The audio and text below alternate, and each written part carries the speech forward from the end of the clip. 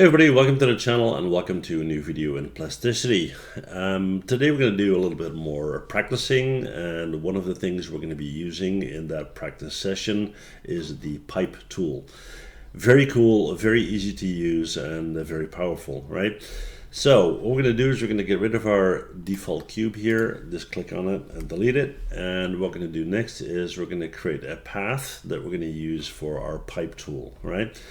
So the path in this case will just be a simple circle. You can have a line or whatever you want, but I'm just going to grab a circle here and we're just going to click and pull that out, something like this.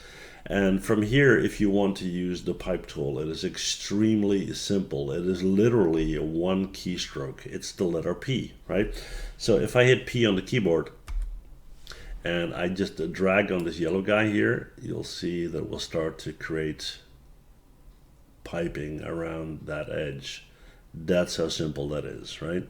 And here you have the option to control section size and thickness and whatnot. So you can do all that, but there's one thing that makes it way cooler, and that is that you can use custom profiles. Okay, so what I'm going to do is I'm going to hit escape here, and we're going to set this aside a little bit, and we're going to create a custom profile. So let's grab another circle, and let's just go in here and pull that out. We're going to jump to our top view here, and let's grab a line, and we're just going to go and cut this in half, and then we're going to right click and we're going to take our trim tool or hit T on the keyboard, and we're just going to get rid of that. So that's going to be our profile, right? Okay, let's get rid of this. Now, before, when I wanted to use the pipe tool on this guy, let's go to edge mode. I would just click on it and hit P on the keyboard, as you saw before, something like this.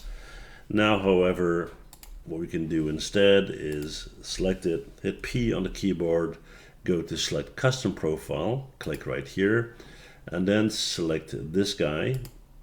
And now this shape will be used as your profile, as you can see, right? So that is very, very powerful, because you can make very intricate shapes. And just to give you an idea, let's say you need some kind of trim on a ceiling or whatnot, right? You can use that as well. So yeah, this is a quite short video, but nevertheless a very powerful tool to play with, and I hope you enjoyed the video. If you have any questions or requests, just let me know, and I'll see you guys in the next one. Bye.